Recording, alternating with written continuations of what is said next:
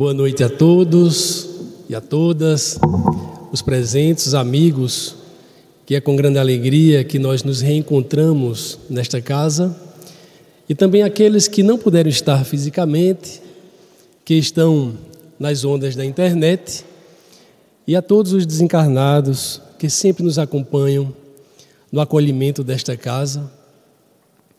E dizer, como já foi falado pela nossa amiga Elizabeth, muitos vieram na ânsia de ouvir Socorro Paz, e está aqui com vocês essa pobre alma, que vamos estar um pouquinho, esta hora, aqui todos juntos, que na verdade estamos um pouco pobres mesmo hoje, porque o Brasil perdeu, E muitas vezes essa tristeza que cobriu o nosso país ontem, cobre, é natural, a todos nós, mas o que nós observamos, principalmente quando a gente chega numa instituição do tipo da casa espírita, como a seja, observamos o intenso acolhimento da espiritualidade amiga, que assim como aqui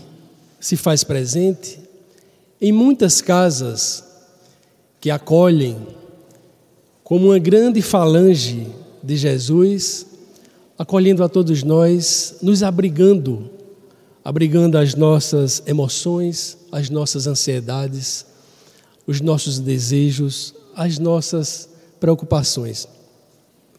E lembramos, nesse instante, que a casa espírita, ela representa para nós como que o nosso hospital, que serve-nos como lenitivo às nossas dores, como oficina que repara os nossos equívocos ao longo da nossa estrada e que serve-nos, em essência também, como instrumento libertador das nossas vidas.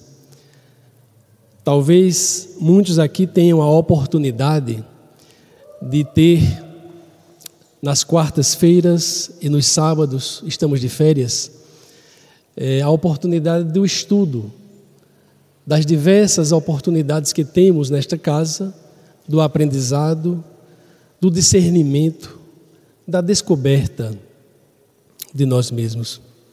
Então, a casa espírita, nesse acolhimento que nós temos, e eu acredito que se todos nós pudéssemos falar um pouco, iríamos tecer comentários a esse respeito.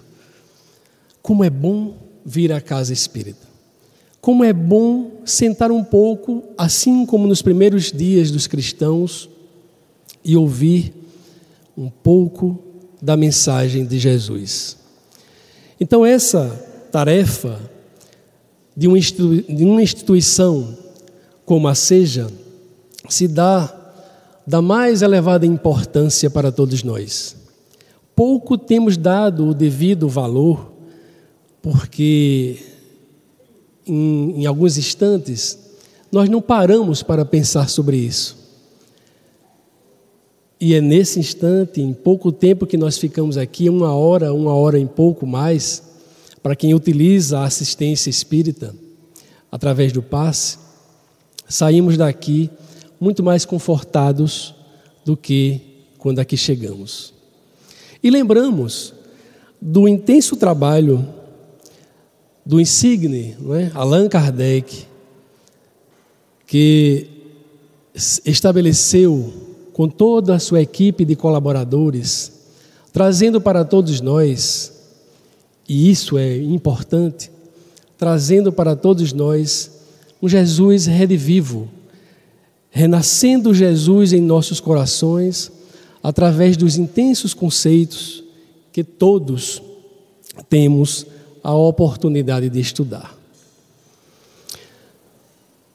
A antropologia nos fala que o aparecimento do homem na Terra se deu, talvez, salvo engano, há aproximadamente 13 talvez 13 milhões de anos atrás, e com o aparecimento do homem e do seu livre-arbítrio para a atuação no mundo, hoje nós herdamos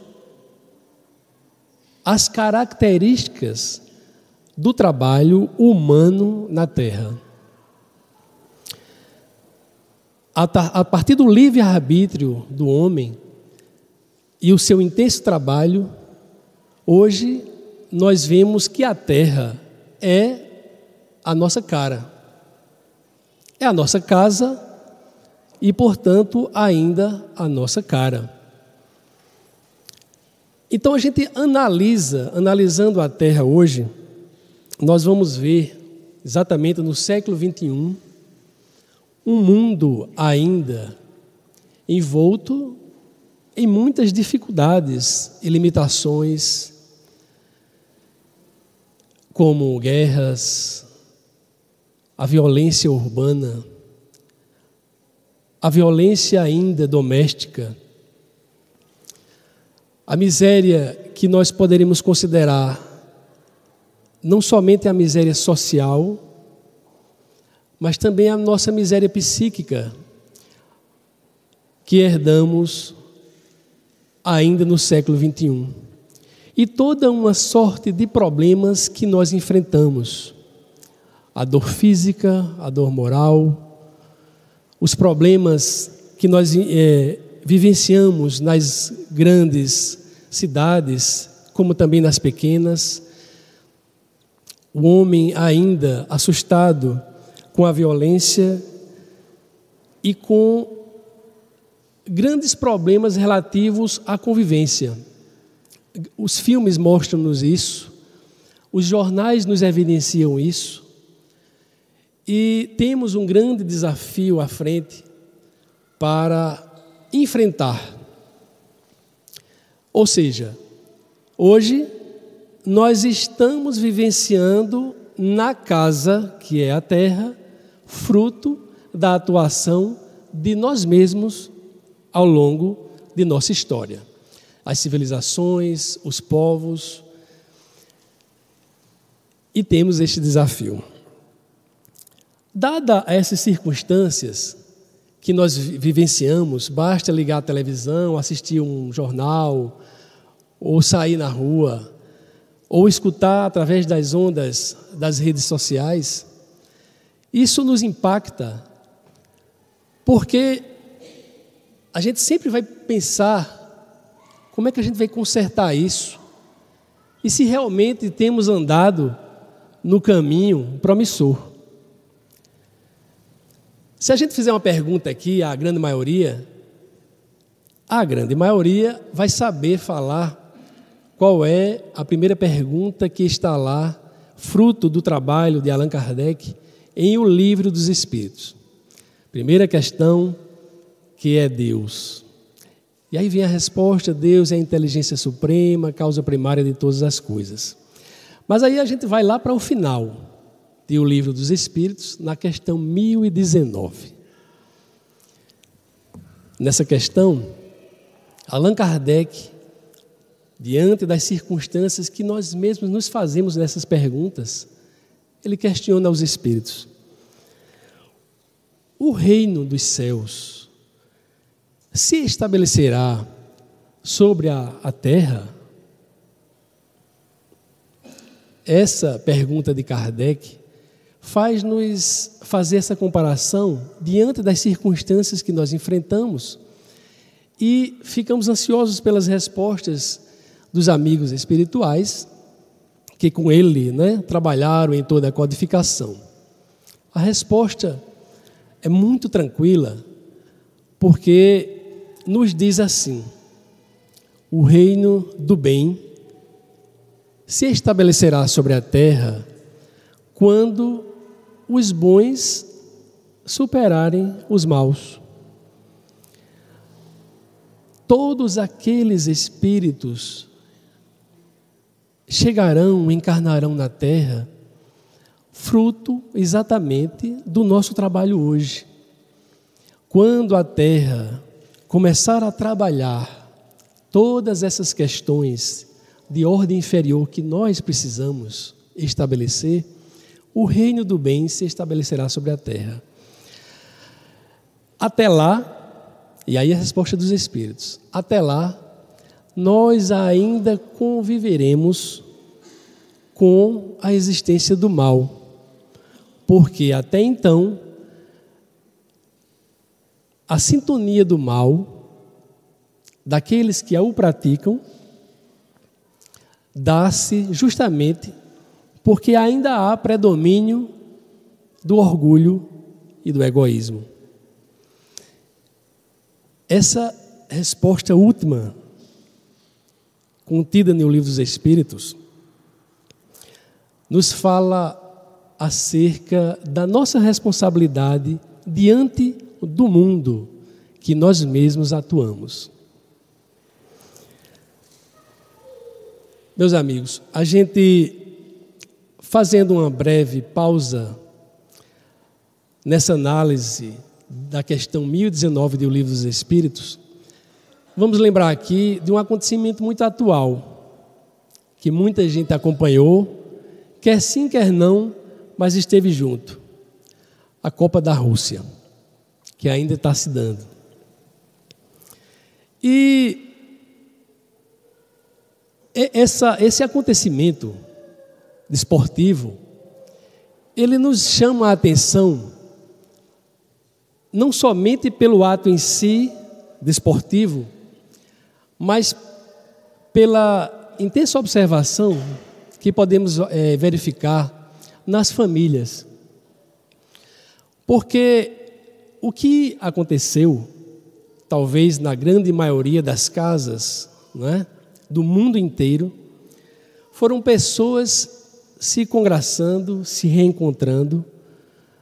E imagine, né, numa segunda-feira com cara de domingo, para almoçarem juntas, coisa que não é muito comum acontecer. As lojas fecham, não é? A maioria dos estabelecimentos fecham, para as pessoas pararem para assistir um jogo de futebol. Mas a observação que está por trás disso é o quanto as pessoas se reencontram de forma alegre, em conjunto, por um único objetivo, para acompanhar uma partida de futebol. E ali a gente viu pessoas que eram tidas como corações duros, secos, ressequidos, darem-se abraços na hora de um gol. E isso é interessante, porque as endorfinas, não é, que circulam no momento de uma explosão de alegria, fazem a gente abraçar, muitas vezes, quando a gente nem conhece a pessoa. Isso acontece nos estádios de futebol e esteve acontecendo em nossas casas. Até mesmo aquelas pessoas que não acompanhavam diretamente a partida do futebol, estavam ali no seu canto, e foram abraçadas e foram observadas, e isso deu-se uma certa maravilha diante desta alegria súbita que teve acontecendo conosco. Mas o que mais me chamou a atenção nestes momentos das partidas de futebol não foi a Copa em si, mas o que mais me chamou a atenção foi a atitude do time japonês, que vocês já devem ter também ouvido falar sobre a atitude do time japonês. Disse que quem acompanha aí pelas redes sociais, pelos jornais, observou que o time, após perder da Bélgica, deixou os vestiários limpo como o encontrou. E ainda deixou uma frase escrita em russo: obrigado. Na arquibancada, o povo chorando, o povo japonês chorava, os torcedores japoneses, e chorando limpavam o estádio de futebol.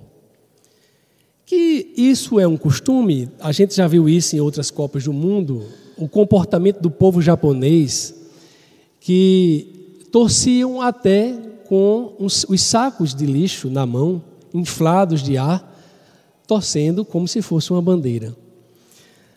Claro que o comportamento da torcida japonesa, do povo japonês, de limpar o ambiente onde esteve, não é nenhuma novidade.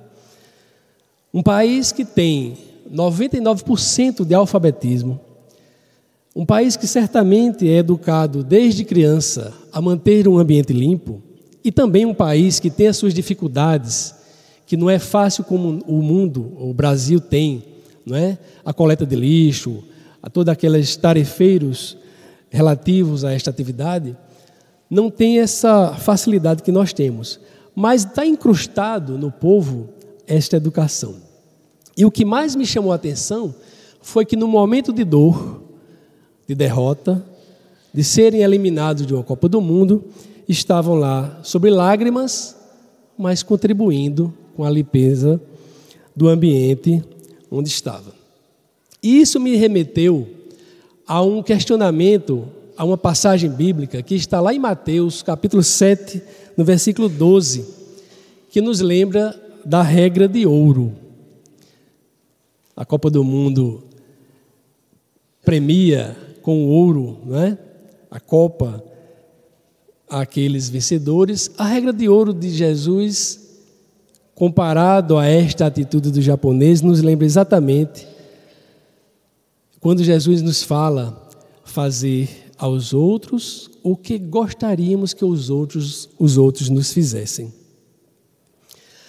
Remonta também a Mateus capítulo 22 e versículos 34 e 40, onde nós estudamos no Evangelho segundo o Espiritismo, capítulo 11, amar ao próximo como a si mesmo.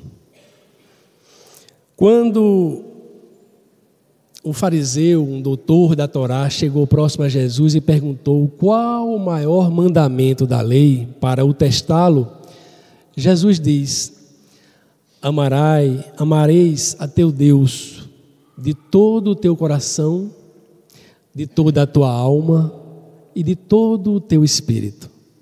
Este é o primeiro mandamento. O segundo em sequência é: amarás ao teu próximo como a ti mesmo. A atitude da torcida japonesa e do time japonês nos remonta a este momento presente que nós estamos acordando a eclosão de Jesus em nosso meio. Um comportamento que explode em todos os lugares, nos relembrando do nosso papel perante o mundo. Mas nós ainda nos fechamos diante das nossas fraquezas e limitações do nosso mundo íntimo ainda. Porque na parte terceira do Livro dos Espíritos, e isso é até um convite a todos que têm interesse, essa casa desenvolve um dos cursos, é o estudo do Livro dos Espíritos. Na parte terceira, capítulo 7, Allan Kardec nos fala acerca da lei do progresso. E na questão 785 deste capítulo, ele pergunta à espiritualidade qual é o maior entrave ao progresso. Os espíritos respondem que é o orgulho e o egoísmo. Mas nos adianta que se fala do progresso moral, porque o progresso intelectual ele se estabelece independente e muitas vezes o orgulho e o egoísmo até engrandece o progresso intelectual. É necessário, portanto, que o progresso moral ande passo a passo, ao lado concernente. E para isso, nós precisamos dar esse valor que necessitamos dar ao progresso moral. As poucas horas que passamos numa instituição, refletindo nos estudos, não é? Meditando, nos faz estimular na balança, nessa economia do progresso, este progresso moral que precisamos, para eclodir em nós Jesus como o comportamento que observamos de semear a alegria mesmo na dor. Porque o que é comum e que observamos é essa busca desenfreada por algo. E cada vez mais, como Augusto Cury, o psiquiatra, conta nas suas obras, da síndrome do pensamento acelerado. Então todo mundo corre por alguma coisa. Está cada vez mais frequente as pessoas assumirem várias tarefas ao mesmo tempo. Existe até uma dinâmica que é muito interessante, quem trabalha aqui com grupos, é de cada um colocar uma bola de assopro, cada um vai segurando essa bola, e cada vez um vai saindo e outro assume aquela bola também para colocar para cima e não deixar cair no chão. E vai saindo mais um, e você vai ter que segurar mais 3, depois mais 4. E na maioria das vezes isso é o que está acontecendo conosco. Nós estamos neuróticos, assumindo várias tarefas e esquecendo das tarefas mais simples e que nesta economia do progresso necessitamos para elevar o progresso moral. Gente, nos ambulatórios médicos, nos consultórios médicos, é cada vez mais comum nos depararmos com pessoas trazendo ansiedades das mais corriqueiras, desde transtornos pequenos, transtornos nutricionais, a dificuldade de seguir uma simples recomendação nutricional que é relativa à saúde. As pessoas não querem mais suspender ou parar ou abdicar de certos comportamentos porque não percebe a importância daqueles pequenos gestos para a saúde. Além das disfunções nutricionais, nós temos a ansiedade por qualquer coisa. Eu trabalho com uma amiga que, certa vez, chegando para mim, dizendo assim: eu preciso urgentemente de um namorado. Eu não aguento mais ficar só. Preciso, ela estava enlouquecida, porque precisava de um amor. Ansiedades corriqueiras, o medo do que o que possa acontecer com o filho na escola. Eu via mães chorando. Eu disse: por que você chora? Porque eu tenho medo até do meu filho cair. E isso deixava uma certa agonia no seu peito, um ataque cardíaco, o aceleramento do coração, insônia, transtornos de insônia. As pessoas estão dormindo cada vez menos. As dores físicas, é muito mais comum, muito maior hoje o número de doenças do que na antiguidade. Claro que a ciência andou, trabalhou, as pesquisas estão cada vez mais atuantes com relação às descobertas de novas patologias. Mas as pessoas estão ansiosas, com medo do amanhã, usando cada vez mais medicamentos psicofármacos, psicotrópicos, por desejos corriqueiros. Chegam aos consultórios médicos, aos ambulatórios médicos e solicitam, porque não aguenta mais a vida que estão levando.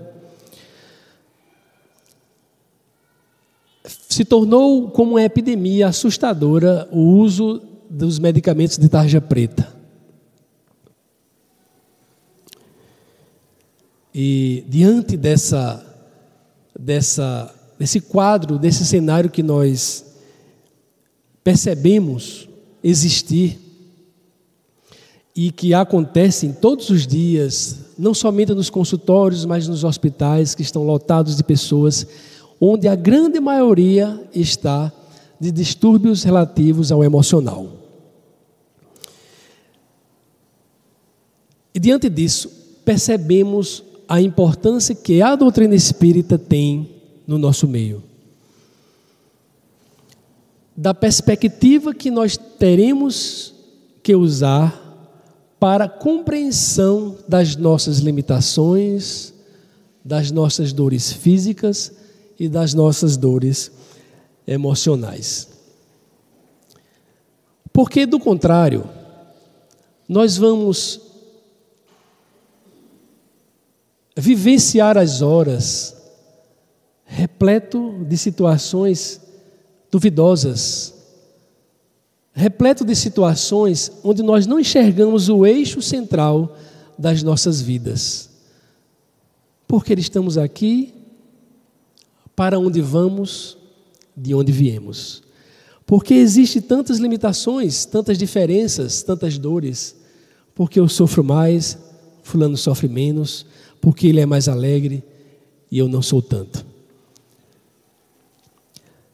Aqui relembramos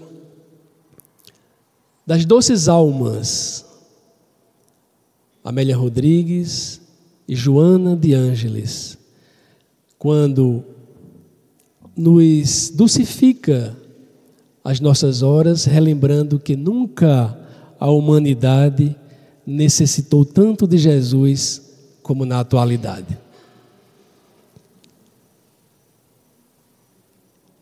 E é esta perspectiva dita por Joana e Amélia Rodrigues que nós lembramos muito do trabalho de Kardec.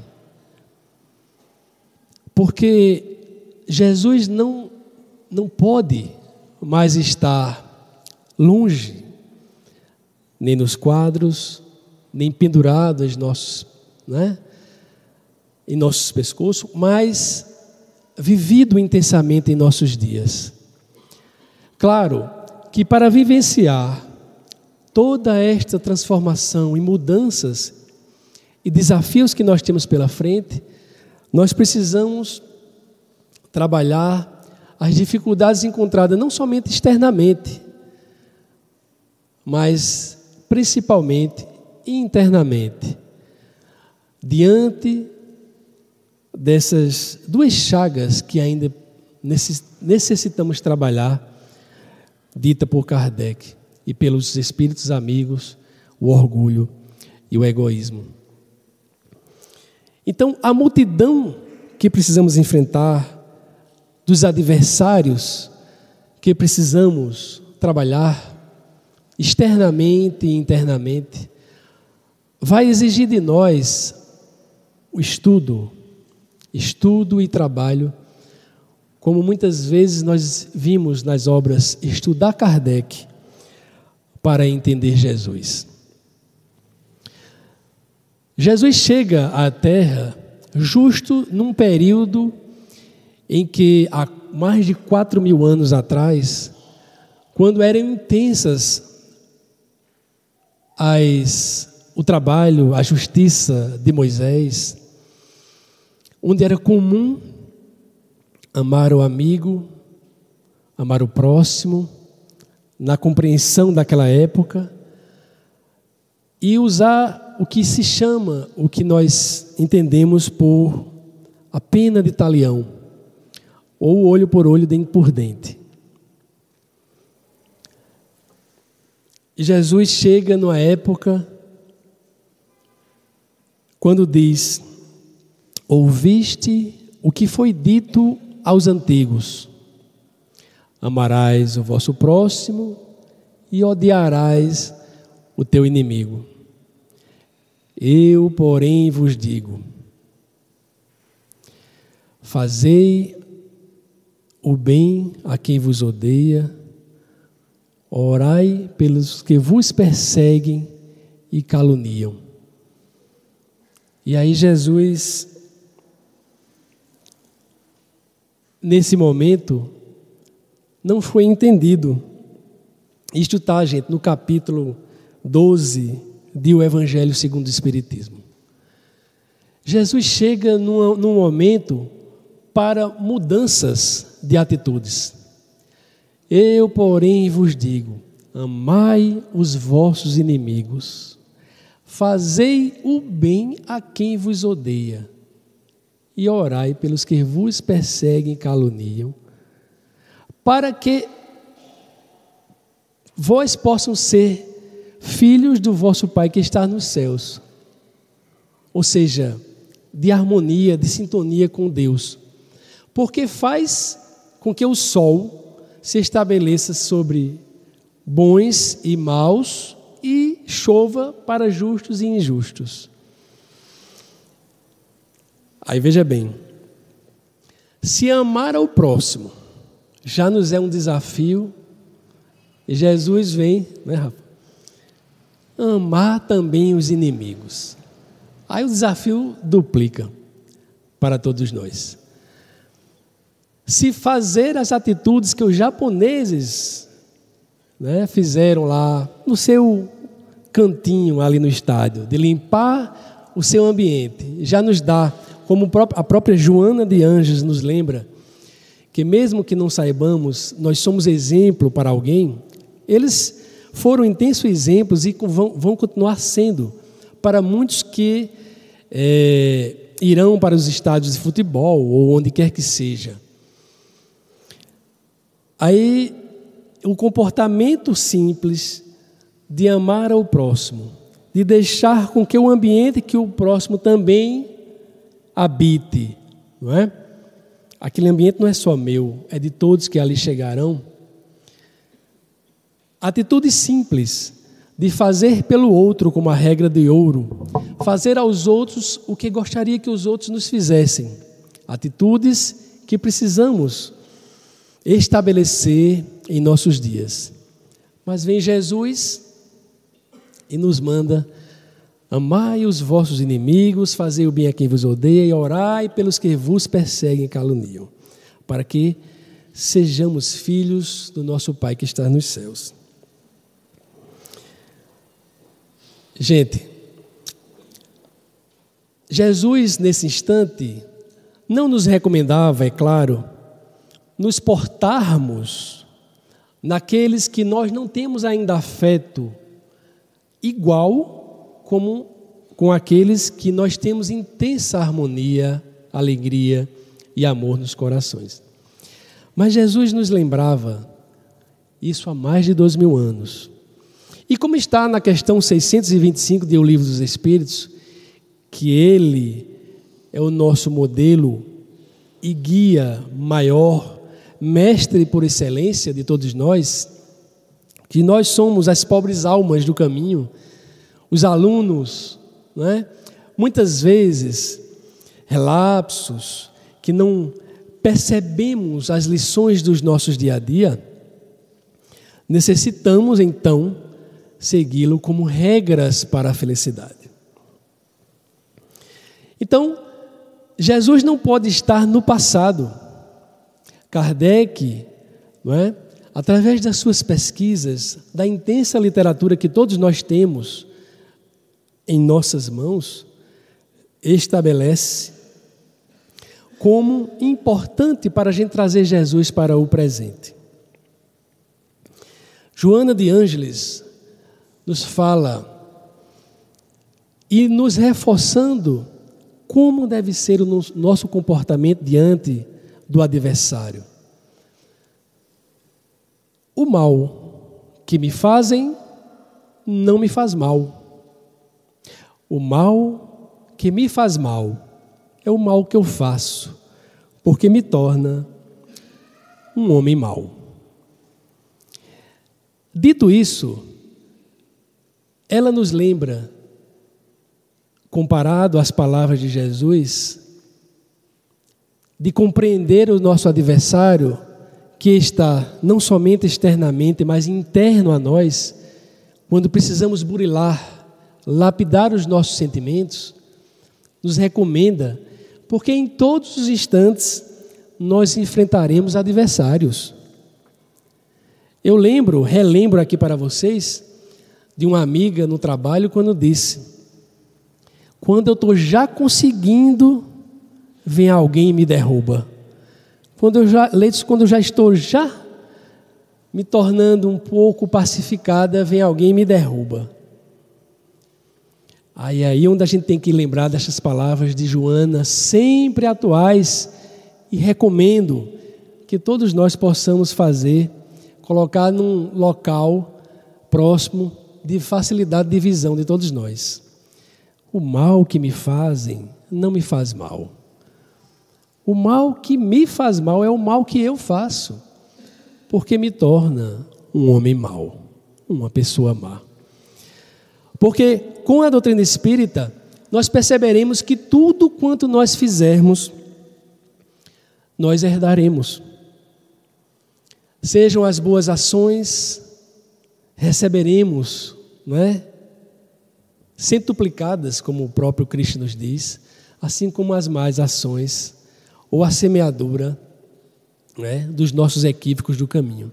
Então o revide, como foi muito bem lembrado pelo nosso amigo Oscar, né, no último conto, que nos falava da convivência das duas vizinhas, quando uma vizinha chegou e queria prejudicar a sua outra, trazendo, né, chamou alguém no caminho, um menino que ia passando e disse, olha, juntou um pouco de esterco de gado, colocou numa caixa e disse, entrega para ela.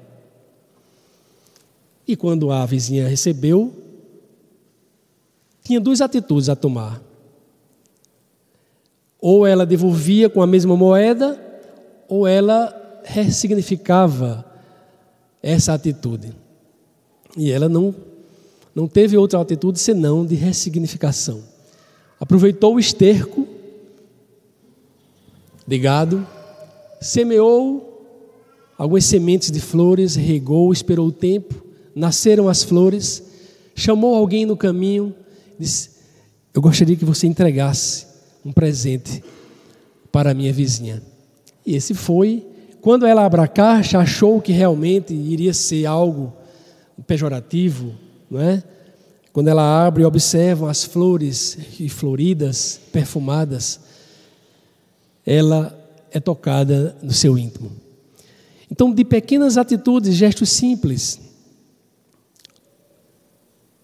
ela ressignificou, ela perdoou a sua vizinha. Chico Xavier, em 1931, quando estava no início da psicografia do seu primeiro livro, Parnaso de Além Túmulo, foi convidado por um amigo, um cavalheiro distinto em Pedro Leopoldo, para ser apresentado para um escritor que estava de passagem, um escritor mineiro que estava de passagem pela cidade. Chico, na sua humildade, colocou a melhor roupa e foi em direção para ser apresentado a este escritor. Quando chegou diante dele, o amigo o apresentou dizendo, olha, este é o médium do qual lhe falei. E o escritor passou a ler os poemas de Augusto dos Anjos, de Castro Alves, os sonetos diversos que existiam dos grandes poetas do passado, e olhando disse, isso tudo é uma bobagem. Você é um jovem muito besta. Aí o amigo disse, não, mas ele é muito distinto. Ele é um cavalheiro estudioso e é espírita, é um jovem espírita. E o escritor não contou conversa e disse, então, ele é uma besta espírita. E Chico ficou muito desapontado naquele instante, voltou para casa e à noite, durante as suas orações, surge diante de Chico a sua mãezinha querida, que sempre o ajudou nos instantes mais difíceis de sua vida. E Chico discorreu sobre o acontecido do dia. E a entidade sorriu, mas por que você está tão preocupado? Mas olha, que ele me chamou de besta. Aí ela diz, Mas observe que a besta é um animal que trabalha muito, intensamente. Então ele lhe honrou com esse adjetivo. Aí ele diz, mas ele me chamou até de besta espírita. Aí ela diz, olha, se a besta espírita não der coices, será muito bem utilizado. Não é melhor assim? Você foi chamado de besta espírita como um animal de intenso trabalho. Aí ele diz, pensando melhor, realmente ficou bem. E isso nos faz lembrar que em muitos momentos nós vamos ser trucidados pelos inimigos que encontrarmos no caminho, pelos nossos inimigos íntimos, que é o orgulho e o egoísmo, porque nós queremos sermos reconhecidos. Chico, na sua humildade, na sua simplicidade, aprendeu mais uma lição. E com a sua doçura, com a sua candura, foi um dos exemplos maiores para todos nós, desconhecido, claro, por aquele escritor, mas nós sabemos que foi o mineiro do século, recebeu a indicação do Prêmio Nobel da Paz, mas saiu, como ele mesmo colocou, lá na Copa, quem está lembrado, de 2002, quando os brasileiros estavam vibrando, naquele instante pela vitória, e obedeceu-se assim o que ele desejava, de sair do convívio do Brasil, no momento em que todos estivessem muito felizes. Então foi um exemplo para nós de humildade, de compreensão, de luta constante com as suas dificuldades, mas com as incompreensões do mundo.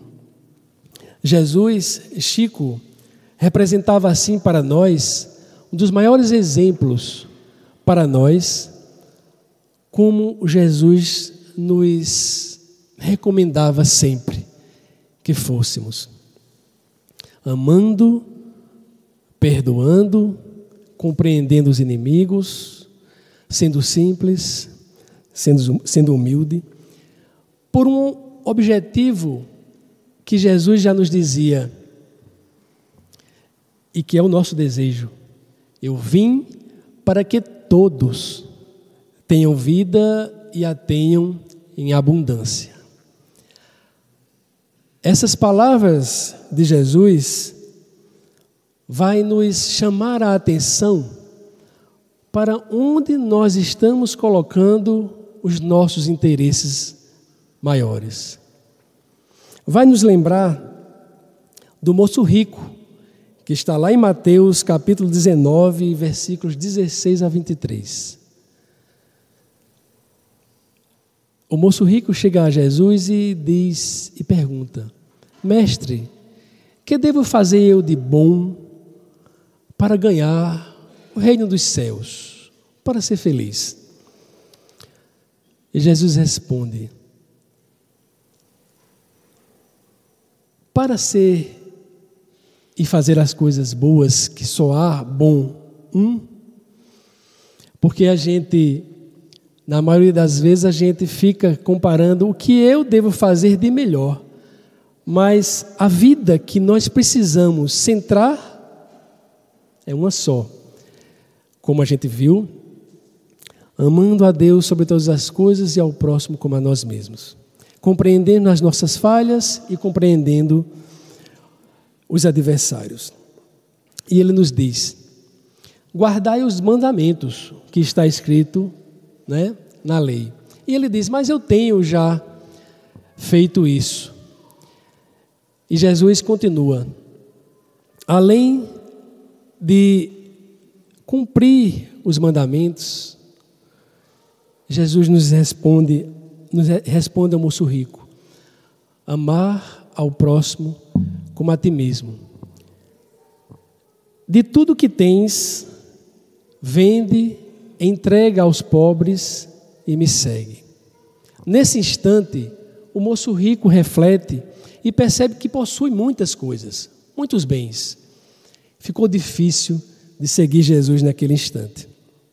E Jesus volta para os discípulos e diz da dificuldade de seguirmos a Ele, porque precisamos, antes de tudo, de despojar de nós mesmos, de tudo quanto nós colocamos na balança, na nossa economia, né, espiritual, dos reais valores que precisamos dar para os valores que Jesus nos desperta, da renúncia de nós mesmos.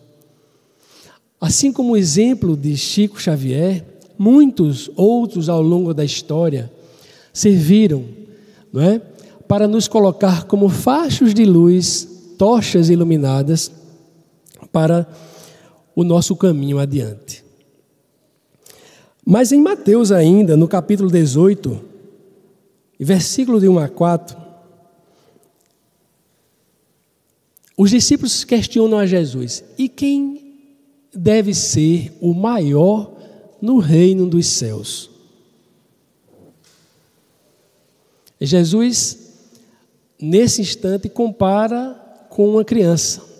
Traz a criança para junto de si e diz: todo aquele que não toma o reino dos céus, senão como uma criança, não é digno. Porque Jesus relembrava que precisamos, antes de tudo, de ser como a pureza, a importância da humildade para chegarmos ao instante da felicidade, da consciência feliz que precisamos, não é, trabalhar e ser mais tarde. E lá em Marcos, isso é interessante porque todos esses capítulos e versículos, né, que estão encontrados lá no Novo Testamento, vai nos lembrar do interessante, do importante para todos nós do estudo. Porque em Marcos capítulo 8, versículo 34 a 35, ele vai falar do instante de quem quer seguir a Jesus deverá negar-se a si mesmo. Ou seja, exemplos e mais exemplos que nos remontam à importância da humildade. Porque os adversários que estão intensamente dentro de nós, que precisamos vencer, necessitamos, antes de tudo, né, caminhar, renunciar aos nossos desejos mais intensos, relembrar que, antes de tudo, né, temos um trabalho duro, difícil, árduo pela frente, mas, como ele mesmo nos coloca, né, aquele que perseverar até o fim será feliz, será salvo, como muitas vezes está dito nas Escrituras. Mas qual é a nossa atitude? E que repetimos ao longo da história. A humanidade naquela época não o compreendeu. E dessa forma, não compreendendo as palavras de Jesus, que deixava para a posteridade a compreensão, o nível de maturidade para compreendermos o nosso irmão, o nosso adversário do caminho, a humanidade o crucifica. Como repetimos nas atitudes de hoje. Nós estudamos, compreendemos as lições, compreendemos o valor de orar pelos nossos adversários do caminho, pelos nossos inimigos íntimos, mas chega um instante que nós crucificamos o Jesus que eclode dentro de nós e novamente, não é, nós voltamos e vivemos como na grande maioria das nossas vidas deparamos com momentos de tristezas, com momentos em que questionamos até a razão de viver. Então Jesus, como Joana, como Amélia Rodrigues nos relembra, nunca esteve tão atual para as nossas mudanças, para a nossa felicidade. Relembrando ainda uma vez de Joana, o mal que me fazem não me faz mal. o mal que me faz mal é o mal que eu faço, porque me torna um homem mau. Gostaríamos de encerrar estas palavras com um soneto pequeno de Amaral Ornelas, que está no livro Lindos Casos de Chico Xavier. É uma mensagem de bom ânimo, ocorrida em 1953, quando os amigos, de Chico pedia a ele que os amigos espirituais trouxessem alguma mensagem de bom ânimo para ficar naquela noite. E que essa mensagem de bom ânimo possa servir para todos nós. Enquanto o mundo hostil ruge e se desatina no mal com que a si mesmo alanceia e atraiçoa, guarda contigo a paz risonha, amiga e boa, e avança com Jesus na jornada divina. Segue ostentando na alma a rútila coroa da humildade e do amor, na fé que te ilumina, e abrindo o coração, qual fonte cristalina, aprende, ajuda e crê, serve, luta e perdoa. Fita o Mestre na cruz e segue-o monte acima. Recebe, jubiloso, a dor que te sublima e abraça na bondade a senda meritória. E embora a tempestade em que a terra se agita, terás contigo mesmo a beleza infinita da suprema alegria em suprema vitória. Amaral Ornelas. Que Jesus nos ilumine a todos nesse intenso trabalho de reconstrução, de ressignificação de nossas vidas diante da vida.